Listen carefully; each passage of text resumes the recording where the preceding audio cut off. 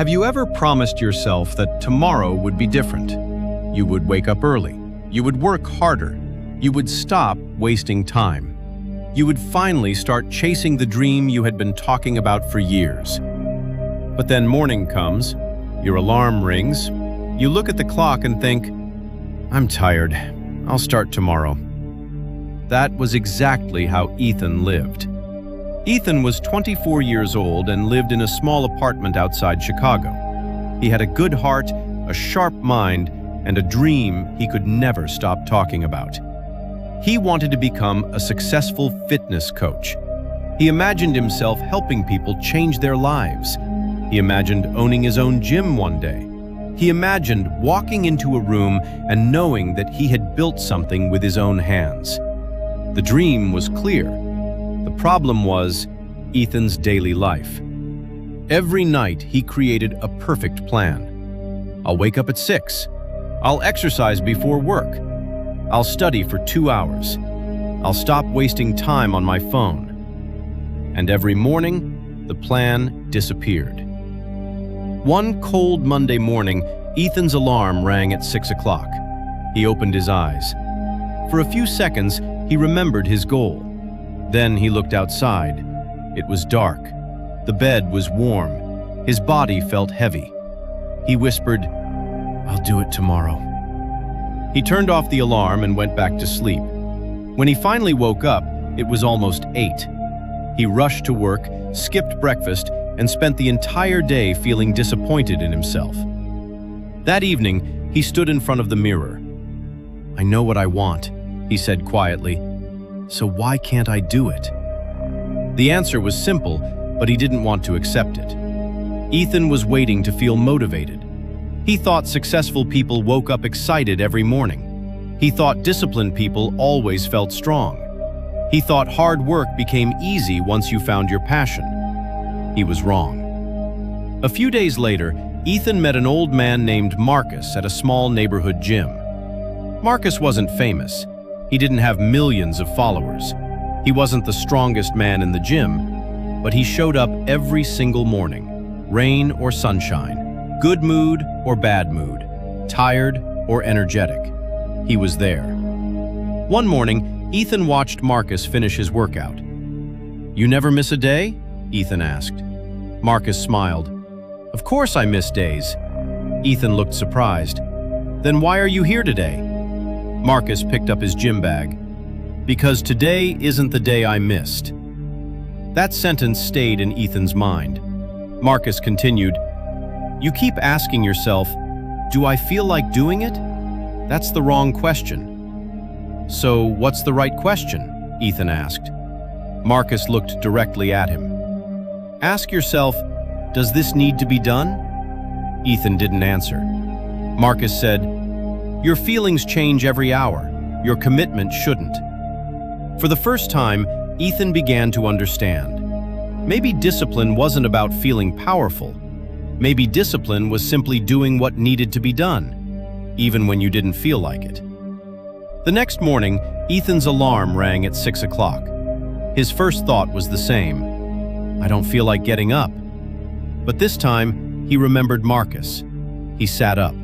Not because he felt motivated, because he had made a decision. He put his feet on the floor. He got dressed. He went outside. The morning was freezing. His body wanted to go back home, but Ethan kept walking. He reached the gym and completed a short workout. It wasn't perfect, it wasn't impressive, but he finished. And that small victory changed something inside him. The next morning, he did it again. Then again. Some days were easy. Some days were terrible. On one morning, he barely slept. On another, he had a stressful day at work. 1 week later, he woke up with no energy at all. His mind said, "Take the day off." This time, Ethan answered himself, "Maybe I don't need a perfect workout, but I need to show up." So he showed up. That became his new rule. Never depend on how you feel. You feel. Depend on your decision. Ethan started building simple systems around his goal. He placed his workout clothes beside his bed. He kept his phone in another room at night. He prepared his meals ahead of time. He wrote 3 important tasks on a piece of paper every morning. And he stopped trying to change his entire life in one day. Instead, he focused on winning one day at a time. But then came the difficult part. After 3 months, Ethan expected big results. He looked in the mirror. He was stronger. He had more energy. But he wasn't where he wanted to be. His social media account wasn't growing. Nobody was calling him for coaching. His dream gym still felt far away. One evening, Ethan became frustrated. "I'm working hard. Why isn't anything happening?" He almost quit. He sat alone in the gym after everyone had left. Marcus walked over and sat beside him. Ethan said, "Maybe I'm not good enough." Marcus shook his head. "You're measuring the wrong thing." "What should I measure?" "Your effort." Ethan looked confused. Marcus said, "You can't control when success arrives. You can control whether you show up." Then he pointed toward the gym floor. "You plant a seed and you don't dig it up every morning to check if it's growing." Ethan smiled. "So I just keep going?" "You keep going," Marcus said. "And you keep getting better." That night, Ethan made another decision. He would stop chasing quick results. He would chase becoming the kind of person who deserved the results. He began studying every night. He learned nutrition. He studied training programs. He practiced speaking with people. He helped beginners at the gym for free. He made mistakes. He got rejected. Some people ignored him. Some people laughed at his small dream. But Ethan stopped taking rejection personally. Every failure became practice. Every difficult day became training. Every time he wanted to quit, he reminded himself, "I don't have to feel ready. I just have to move." A year passed. Ethan was no longer the same person. He still had bad days. He still got tired. He still had moments when he didn't feel motivated. But something had changed. He no longer negotiated with every uncomfortable feeling. When it was time to work, he worked. When it was time to study, he studied. When it was time to train, he trained. He understood something most people never learn. You don't build discipline by doing what feels good. You build discipline by keeping promises to yourself when it doesn't feel good. One Saturday morning, Ethan received a message from someone at the gym. "Can you train me?" It was his first paying client. The amount of money was small, but Ethan stared at that message for several seconds. He remembered the young man who used to sleep through his alarms, the man who kept saying tomorrow, the man who wanted success but refused to accept discomfort. Now, someone was paying him for the skill he had built through hundreds of ordinary mornings. Ethan didn't become successful because he suddenly became motivated. He became successful because he stopped waiting for motivation.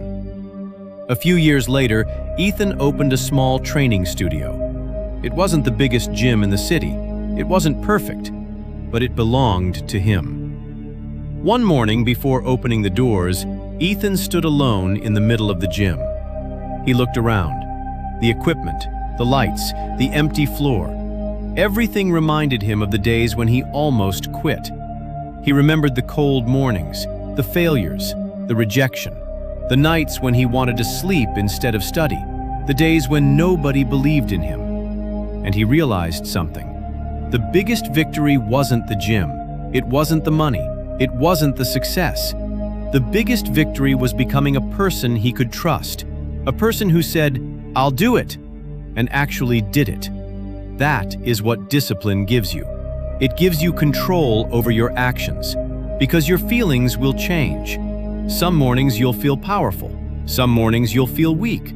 Some days you'll feel excited. Other days you'll feel completely empty. But your goal doesn't disappear just because your mood changes. So stop asking yourself, "Do I feel like doing this?" Ask yourself, "Does this need to be done?" If the answer is yes, get up. Start. Take one step, then another. You don't need to feel motivated. You don't need perfect conditions. You don't need everyone to believe in you. You don't need to wait for the perfect time. You need a decision. And then you need execution. Because dreams don't become real while you're sitting comfortably and thinking about them. They become real when you get up on the days you don't want to. When you work while nobody is watching. When you keep going after the excitement disappears. When you choose discipline over comfort. When you choose your future over your feelings. So, tomorrow morning, when your alarm rings and your mind tells you to stay in bed, remember Ethan. Remember the person you said you wanted to become. And don't ask, do I feel like it? Just get up. Because sometimes the most important thing you can do is not feel ready. It's do it anyway.